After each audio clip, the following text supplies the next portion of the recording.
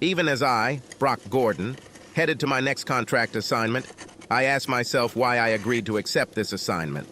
I think the main reasons were that I wanted to forget my ex-wife, and the money was good. Moreover, I was told over and over again that this was a patriotic act and would benefit national security, indeed, the international security of all Western countries, more than any other thing I could do. So I had the perfect prerequisites for this job. I work for a corporation that has contracts with Western governments for covert activities. My particular area of expertise is protecting and analyzing the electronic data of terrorists and other potential enemies to prevent attacks. Although I am only 31 years old, I received a bachelor's degree in computer science from the Massachusetts Institute of Technology in the United States and a master's degree in infrastructure defense and international security from the University of Carleton in Canada, and a PhD in strategy and security from the University of Exeter in the UK. The work was to last approximately a year, the estimated time it would take to do what was needed, in a remote location in British Columbia, Canada. Most of those employed were American, Canadian, British, and German military personnel, although there were a few other private contractors.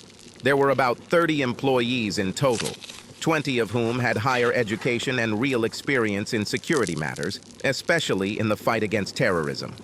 The technological equipment was equipped with the latest technology.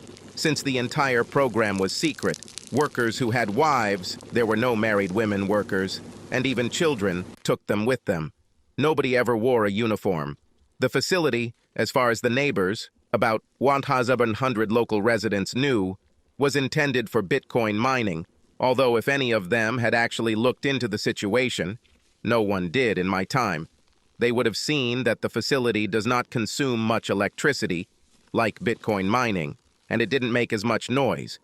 Although literature about the facility suggested that the reason for the facility's relative silence was due to advanced soundproofing technology that had never been used before. All workers worked in turns, so that there were always at least 7 people working on site. Most of the workers were very friendly, and we often had 10 or 12 families at a time. There was no attempt to ostracize single people, male or female, like me. After about a month, I got into the work and felt it was worth it, and we were making progress and had already prevented one terrorist attack in the UK. However, I noticed that most of the 14 wives present seemed to be bored. Although they had a social club and gym for sports, and those with children and some without children helped out at the local understaffed elementary school, they had no opportunity to work or gain significant satisfaction despite the evening cinema and parties. There was one thing I didn't like about this situation. In fact, that's putting it mildly. There was one thing about this situation that was driving me crazy. There was not a single woman who attracted me. The single women who worked with us were very competent and intelligent people, but I was not interested in them because they were plain or downright ugly. I was very friendly with them, but did not experience any sexual attraction to them. Among approximately 1,100 townspeople, there was also not a single unmarried woman who scored more than 5 points on a 10-point scale. It seems like all the decent and attractive single women have moved to Vancouver or another major city, although some have actually married local guys. Due to the remoteness of the location and the length of the workday, there was no way to get the opportunity to travel unless one had 4 days off in a row, which rarely, if ever, happened. Given my situation with my ex-wife and the need for camaraderie among my colleagues, I had no intention of chasing their wives. None of the wives dressed provocatively, because this was not the place. Although during the first month I did see half of them at the gym when I worked out, and the ones I saw had good figures. In fact, I felt embarrassed that I was keeping track. Of the 14 wives, I would say that all of them had faces that were a 7 or higher on a scale of 10, and bodies that were as good as they could be determined since bikini competitions was not carried out, at least by 8 points. About 6 weeks into my work in a remote part of British Columbia, I had a very good day. I was almost single-handedly responsible for investigating a terrorist attack in Toronto that was quickly stopped by Canadian authorities. But when I got to my small detached house around 10 p.m., for some reason, the lack of sex hit me hard. I went online and checked one of my email accounts. Besides the usual unsolicited requests and a few short notes from friends and family, there was one with an unusual name. I would have thought that this might be typical spam if the title, Mysterious Local Sluts, had not intrigued me. I clicked on it. Of course, I would never click on the attachment, a surefire way to infect your computer with a virus. And obviously, the email writer knew this because all the information was in the body of the email. There were 6 photographs. All featured frontal shots of naked women with face masks and matching blonde wigs. The words were straightforward. Local mystery sluts available for the right man. Must be single and know how to please a woman. Sexual satisfaction must be mutual. The following opportunities are available next week for slutty girls in photos AF. Price to be agreed upon prior to service. Our girls do not show their faces and don't reveal their identity. Don't flirt and don't talk much, but they love sex. Fill out the questionnaire. No names. This was followed by photographs with dates and times. The only thing required in the form was applicant's address, price range, letter to the slut, date and time of contact, desired amount of time. I pondered for at least half an hour, scrutinizing the photos and wondering if this was a fakey, a joke, a potential disaster, or a way to shave off my horns.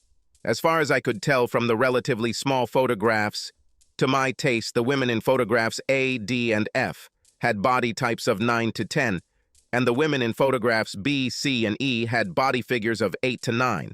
In other words, they all suited my needs to the highest degree.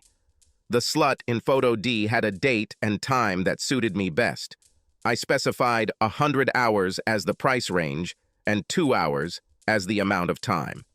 If the woman in photo D had been anywhere near as pretty and interested as she seemed, I probably would have paid $1,000 an hour. I was paid well and had nothing to spend my money on, so money didn't count. With my last breath, I closed my eyes and pressed the send icon. The next morning when I got up and checked my computer, I was surprised to see the answer. The slut in photo D is available for 2 hours on April 14th from 10 p.m. to midnight, $100 hour, cash only, condoms required. Click on the icon to accept. I read it twice, clicked on the icon, and couldn't wait until Wednesday night to see if it was real. It was hard to finish work on Wednesday thinking about that night. I had so many questions in my head. Where did this slutty girl come from? Did she really look like she did in the photo? Was this going to be some kind of sick joke? Etc. I finally concentrated enough to finish my work and returned home by 8 p.m. to shower, clean up the house, including changing the sheets on my bed, and take a short nap. I couldn't believe it when there was a knock on my back door at 9:58. I looked outside, without turning on the outside overhead light, and saw what undoubtedly appeared to be a woman about 5 feet 6 inches tall, wearing a cape with what looked like long-sleeved sweatpants underneath. I opened the door, and the woman quickly entered my house and then pulled down the curtains covering the windows in the door. She took off all her clothes, revealing a body that actually looked like photo D. Her mask wasn't cute, but it wasn't creepy either, and her blonde wig seemed to be glued on tightly.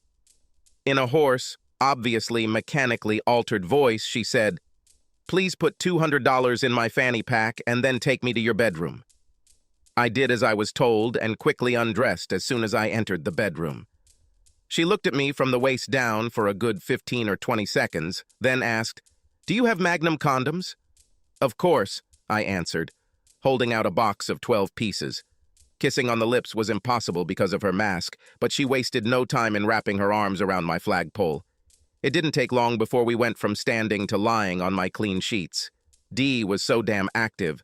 We both lay there, panting, exhausted, and despite the relative speed of our coupling, our bodies were glistening with sweat.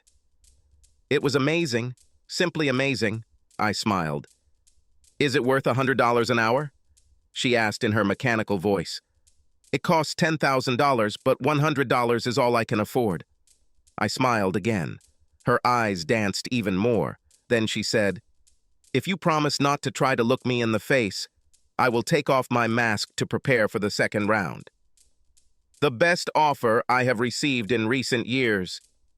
She removed the condom from me, making sure she was stimulating my penis, tied it off, and expertly threw it into the wastebasket in my room. "You Caitlin Clark?" I asked, comparing her masterful shot to the highest-scoring women's college basketball player in the United States. She giggled at this, laid me on my back, and said, "Look straight up, not at me." I couldn't see, but I felt her lift her mask slightly. It didn't take long before I moaned and was all geared up, the fastest recovery I could remember, no doubt due to the fact that I hadn't had sex in a long time. I rolled her off me.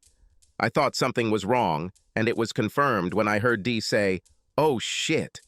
I understood what she was talking about. I didn't have a condom on. "Sorry," I said. "I didn't realize this until now. I have to say that even though I had no intention of having sex without a condom, it was amazing." Even though she found it a little awkward to talk in her altered voice, we had a very pleasant conversation in bed. Eventually, she started massaging me from the waist down again, and, to our mutual surprise, my friend came to life again. "Is this thing really ready for the next round?" She giggled. At least, as far as I could tell, it was a giggle. "He really likes you." I smiled, reaching for another condom. "Forget about the Magnum," she said, playing with my foreskin. "The damage has already been done, so we can have as much fun as possible." It was 12:30 when we came out of our shared shower, and she got dressed. "I'm sorry it took more than 2 hours," I told her. "But I don't," she laughed. At least, I think it was laughter. "It was the most fun I've had in years," she said. "In fact, if you decide to use my services again, just get an STD report and salary's $50 an hour, and we can meet as often as we want without condoms." I looked into her eyes intently. "I would like to kiss your lips," I growled. "Maybe someday," she answered, stroking my cheek. For the first time since I arrived in British Columbia, I went to sleep a completely satisfied and happy person. Visions of our extraordinary sexual relationship played pleasantly in my mind. After my experience with Dee,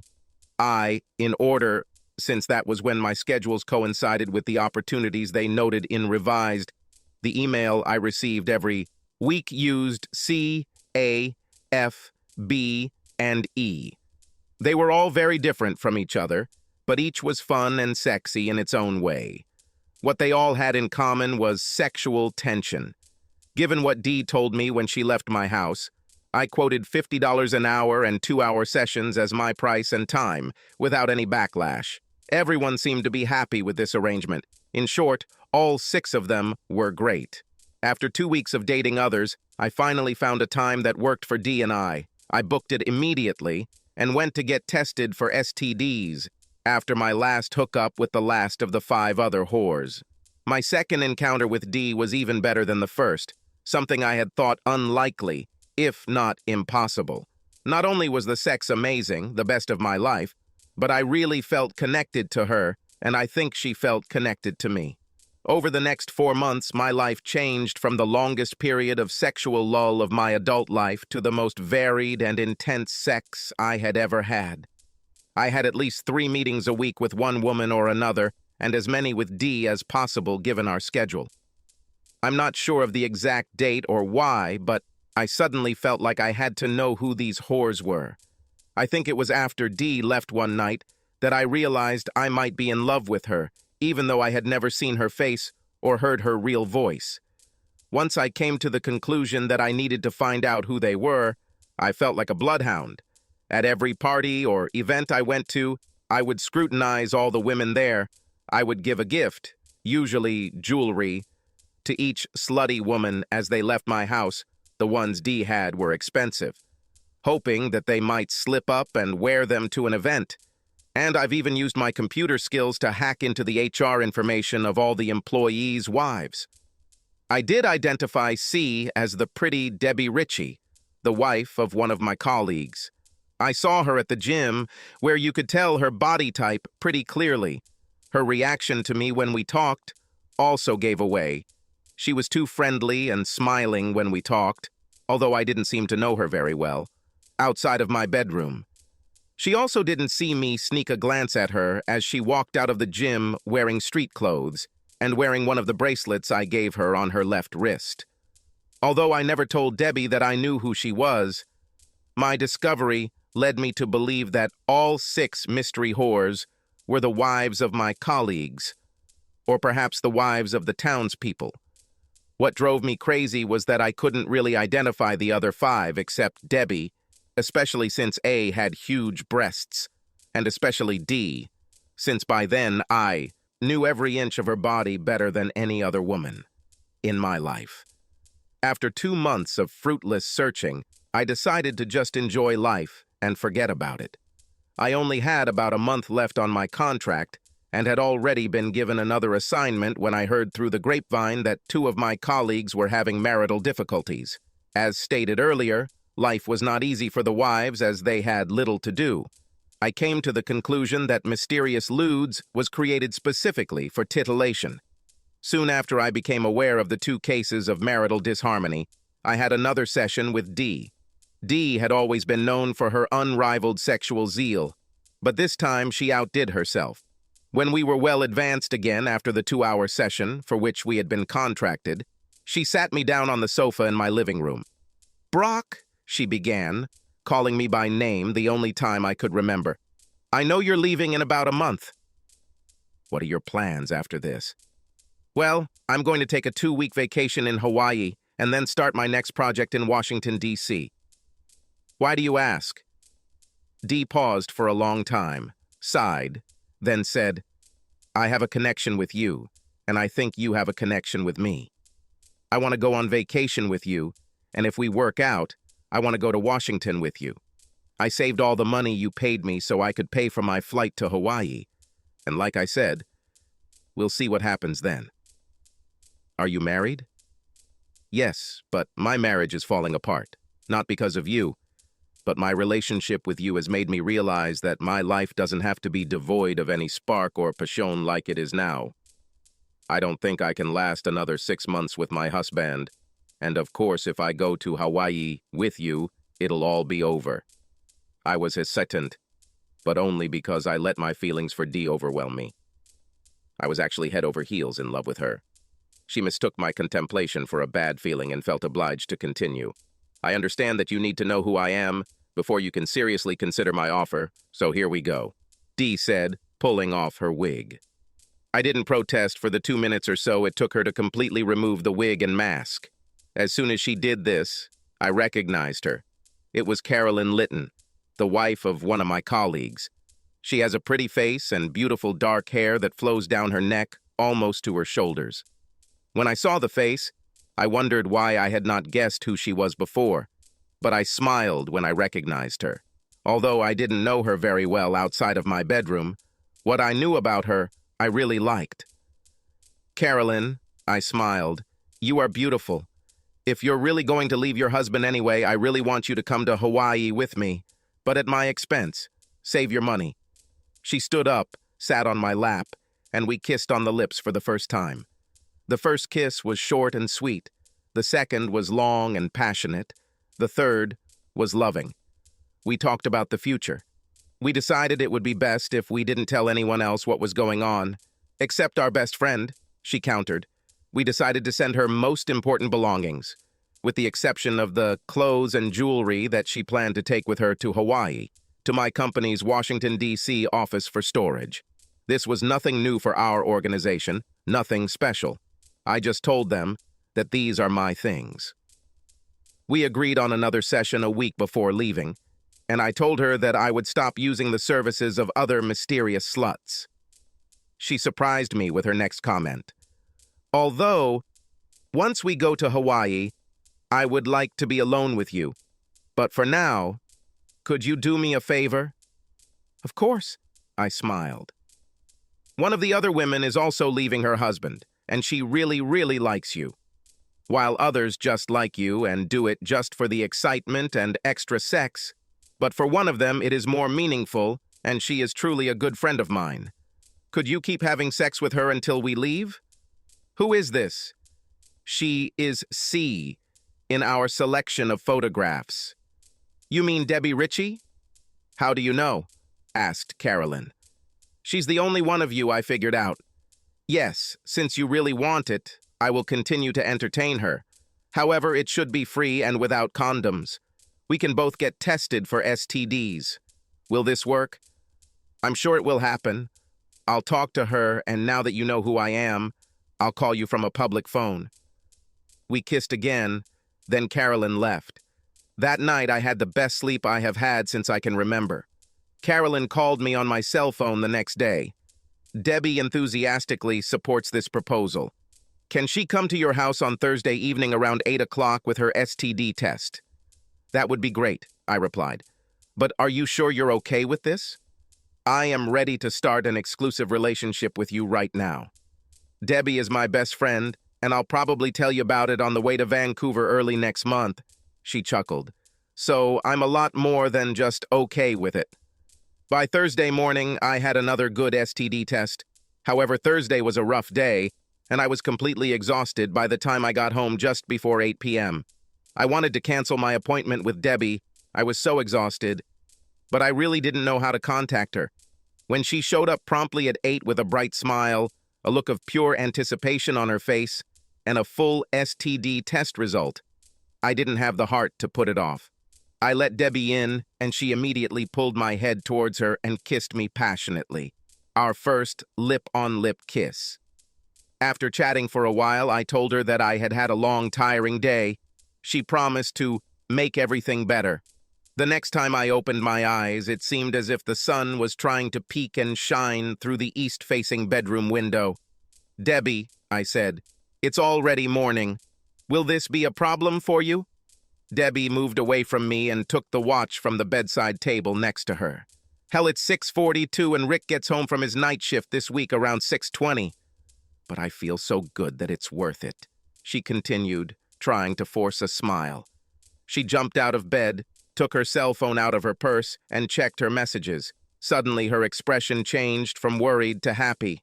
Thank God, she grinned. He texted me at 6:00 that there was an emergency and he would most likely not be home until 9:00. I will tell him that I just got up. After she texted Rick, she put her cell phone back in her purse and I jumped off the bed and grabbed her. That means we have time for another fantastic